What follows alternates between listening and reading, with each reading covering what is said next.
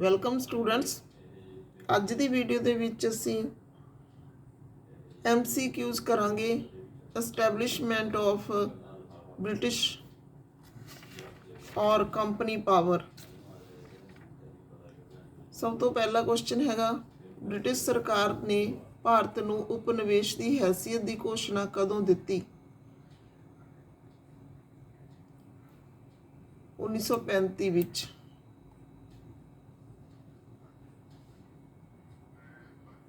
ਭਾਰਤ ਦਾ ਪਹਿਲਾ ਅੰਗਰੇਜ਼ ਗਵਰਨਰ ਕੌਣ ਸੀ? ਵਾਰਨ ਹੇਸਟਿੰਗਸ।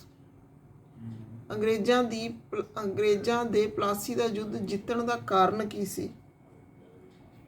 ਮੀਰ ਜਾਫਰ ਦੀ ਗੱਦਾਰੀ। ਅੰਗਰੇਜ਼ ਸਰਕਾਰ ਦੁਆਰਾ ਬੰਗਾਲ ਦੀ ਵੰਡ ਦਾ ਫੈਸਲਾ ਡੈਸ਼ ਵਿੱਚ ਵਾਪਸ ਲੈ ਲਿਆ ਗਿਆ? 1919 ਵਿੱਚ।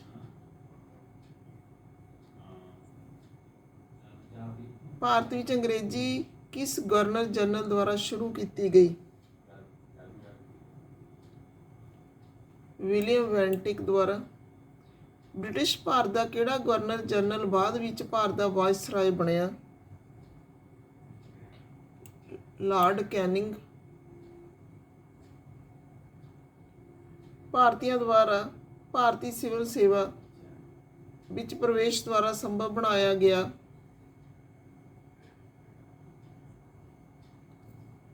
ਲਾਰਡ ਡਲਹੌਜੀ।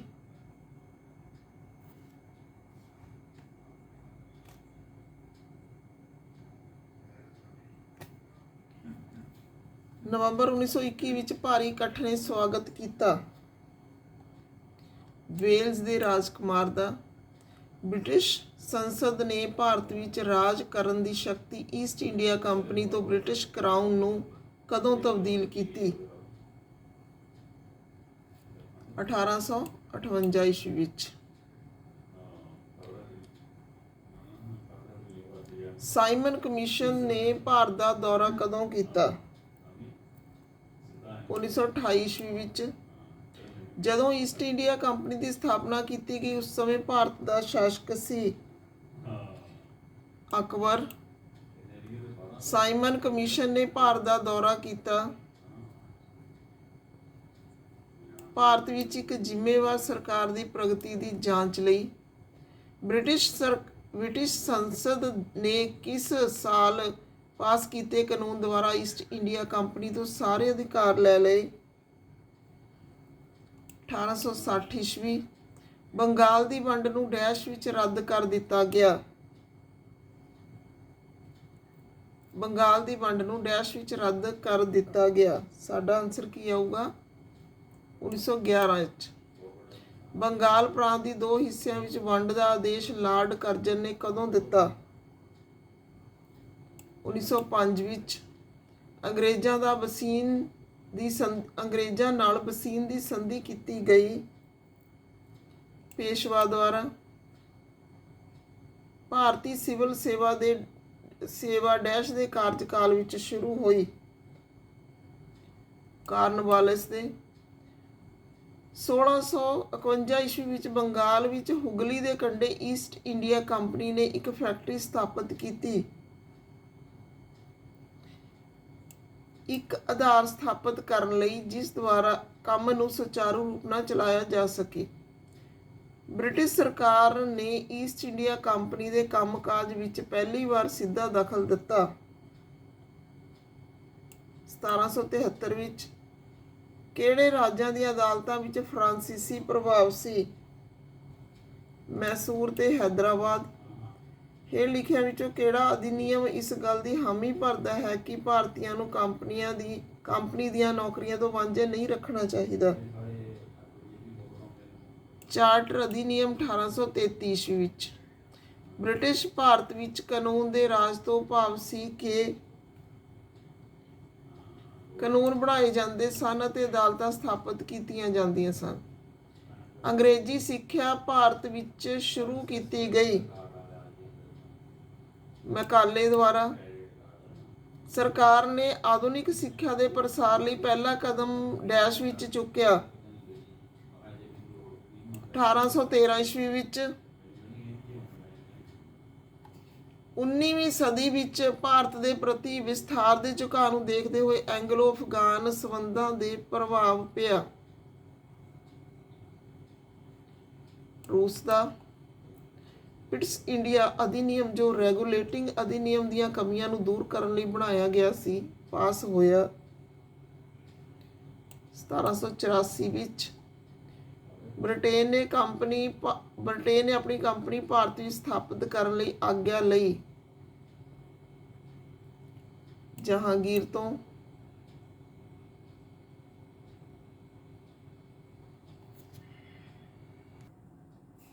ਕਿਸ ਨੇ ਅੰਗਰੇਜ਼ਾਂ ਦਾ ਸਭ ਤੋਂ ਵੱਧ ਮੁਕਾਬਲਾ ਕੀਤਾ? ਸਿੱਖਾਂ ਨੇ। ਬੰਗਾਲ ਦੀ ਵੰਡ ਪਿੱਛੇ ਧਾਰਨਾ ਕੀ ਸੀ? ਹਿੰਦੂਆਂ ਤੇ ਮੁਸਲਮਾਨਾਂ ਵਿੱਚ ਪਾੜਾ ਪਾਉਣ ਦੀ। ਅੰਗਰੇਜ਼ਾਂ ਨੇ 21 ਫਰਵਰੀ 1849 ਈਸਵੀ ਨੂੰ ਗੁਜਰਾਤ ਦੀ ਲੜਾਈ ਕਿਸ ਨੂੰ ਹਰਾਇਆ? ਸਿੱਖਾਂ ਨੂੰ।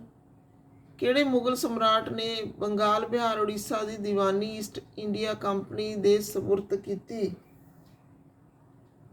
ਸ਼ਾਹ ਆਲਮ। 1572 ਈਸਵੀ ਵਿੱਚ ਕਿਹੜਾ ਰਾਜਪੂਤ ਨਾਇਕ ਮੇਵਾੜ ਦਾ ਸਮਰਾਟ ਬਣਿਆ? ਮਹਾਰਾਣਾ ਪ੍ਰਤਾਪ।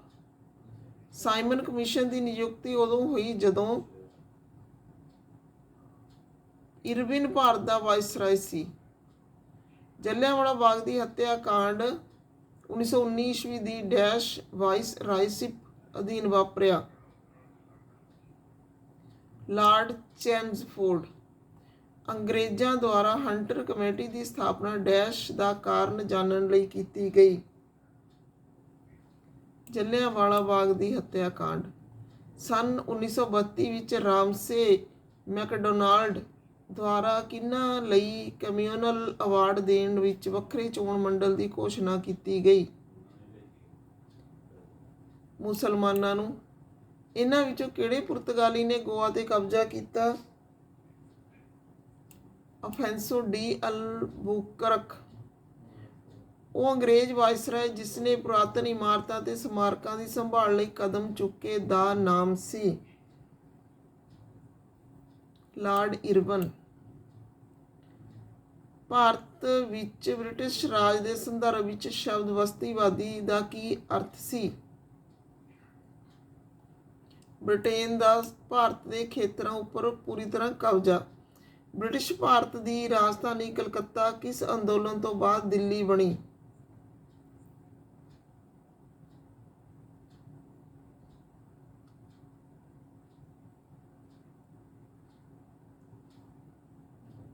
ਹੋਮ ਰੂਲ ਅੰਦੋਲਨ।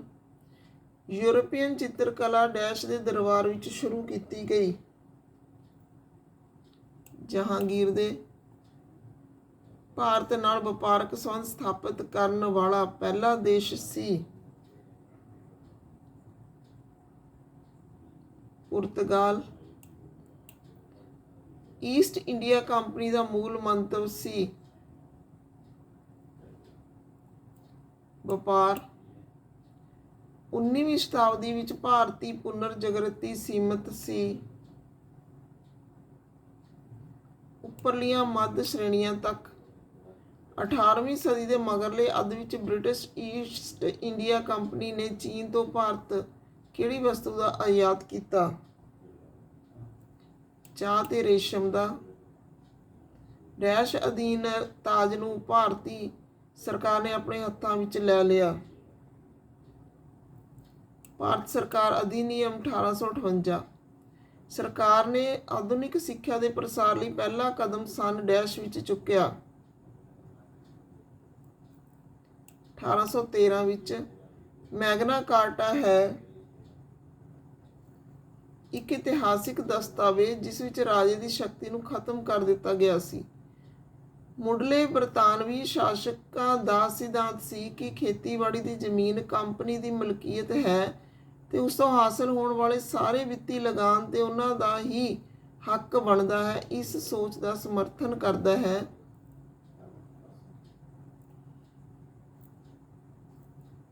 ਰਿਕਾਰਡੀਅਨ ਦੇ ਲਗਾਨ ਦਾ ਸਿਧਾਂਤ।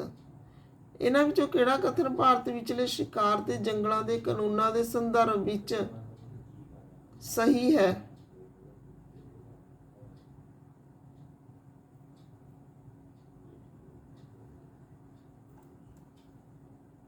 डी क्वेश्चन का आंसर है साडा। स्थाई बंदोबस्त के अंतर्गत जमींदार पैसे का भुगतान क्यों नहीं कर सके? बी आंसर है इहदा। स्थाई बंदोबस्त ने शुरुआत विच जमींदारां दी किसानां तो किराया इकट्ठा करन दी शक्ति नूं सीमित कर दिता सी। अगे क्वेश्चन हैगा साडे कोल, जदों सरकार नूं चुंगी दा सामना करना पिया,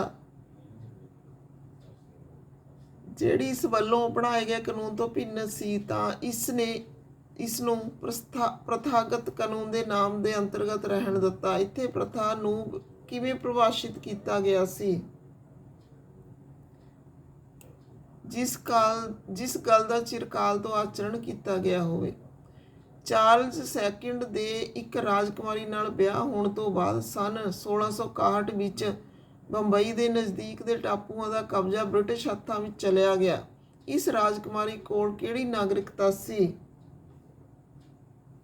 ਪੁਰਤਗਾਲੀ। ਈਸਟ ਇੰਡੀਆ ਕੰਪਨੀ ਵਿੱਚ ਫਰਾਂਸੀਸੀ ਬੁਚਾਨਨ ਕਿਉਂ ਮਹੱਤਵਪੂਰਨ ਸੀ? ਕੰਪਨੀ ਦੇ ਅਧੀਨ ਆਉਣ ਵਾਲੇ ਖੇਤਰਾਂ ਦਾ ਸਰਵੇਖਣ। ਈਸਟ ਇੰਡੀਆ ਕੰਪਨੀ ਦੇ 4 ਮੁੱਖ ਜੰਗਾਂ ਜੋ ਕਿ 1769, 1780 ਤੋਂ 84, 1790 ਤੋਂ 92, 1799 ਕਿਸ ਪ੍ਰਾਂਤ ਨੂੰ ਪ੍ਰਾਪਤ ਕਰਨ ਲਈ ਕੀਤੀਆਂ? ਮੈਸੂਰ। ਸਨ 1660 ਵਿੱਚ ਈਸਟ ਇੰਡੀਆ ਕੰਪਨੀ ਨੂੰ ਇੰਗਲੈਂਡ ਦੇ ਰਾਜੇ ਕੋਲ ਇੱਕ ਚਾਰਟਰ ਮਿਲਿਆ ਜਿਸ ਦੇ ਮੁਤਾਬਕ ਉਹ ਪੂਰਬ ਦੇਸ਼ਾਂ ਦੇ ਨਾਲ ਪੂਰਨ ਤੌਰ ਤੇ ਵਪਾਰ ਕਰ ਸਕਦੇ ਸਨ। ਉਸ ਰਾਜੇ ਦਾ ਨਾਮ ਕੀ ਸੀ? ਸਮਰਾਟ ਜਾਰਜ ਪੰਜਵਾਂ। ਭਾਰਤ ਅਤੇ ਪਾਕਿਸਤਾਨ ਦੀਆਂ ਸੀਮਾ ਕਿਸ ਦੁਆਰਾ ਨਿਸ਼ਚਿਤ ਕੀਤੀ ਗਈ?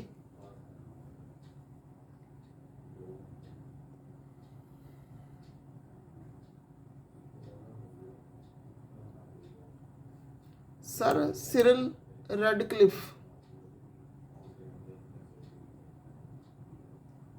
ਹੇਠ ਲਿਖਿਆਂ ਵਿੱਚੋਂ ਸਭ ਤੋਂ ਪਹਿਲਾਂ ਕਿਸ ਨੇ ਪ੍ਰੈਸ ਸੈਂਸਰਸ਼ਿਪ ਸ਼ੁਰੂ ਕੀਤੀ?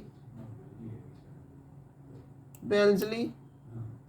ਕਿਸ ਮੁਗਲ ਰਾਜੇ ਦੇ ਰਾਜ ਦੇ ਸਮੇਂ ਅੰਗਰੇਜ਼ੀ ਈਸਟ ਇੰਡੀਆ ਕੰਪਨੀ ਭਾਰਤ ਵਿੱਚ ਆਪਣੀ ਫੈਕਟਰੀ ਖੋਲ੍ਹੀ ਸੀ? ਜਹਾਂਗੀਰ। ਭਾਰਤੀ ਰਿਆਸਤਾਂ ਵਿੱਚ ਲੈਪਸ ਦੀ ਨੀਤੀ ਨੂੰ ਕਿਸ ਨੇ ਲਾਗੂ ਕੀਤਾ?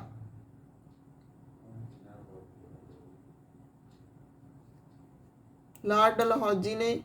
ਭਾਰਤ ਵਿੱਚ ਬਰਤਾਨੀਆ ਦੀ ਈਸਟ ਇੰਡੀਆ ਕੰਪਨੀ ਦੀ ਪਹਿਲੀ ਪ੍ਰੈਜ਼ੀਡੈਂਸੀ ਸੀ? ਸੂਰਤ। ਬ੍ਰਿਟਿਸ਼ ਈਸਟ ਇੰਡੀਆ ਕੰਪਨੀ ਨੇ ਦੋਹਰਾ ਪ੍ਰਬੰਧ ਸਥਾਪਿਤ ਕੀਤਾ ਸੀ? ਚਾਰਲਸ ਵੁੱਡ ਪੱਤਰ ਸੰਬੰਧਿਤ ਹੈ ਸਿੱਖਿਆ ਨਾਲ। ਹੇਠ ਲਿਖਿਆਂ ਵਿੱਚੋਂ ਕਿਹੜਾ ਜੋੜਾ ਸਹੀ ਹੈ?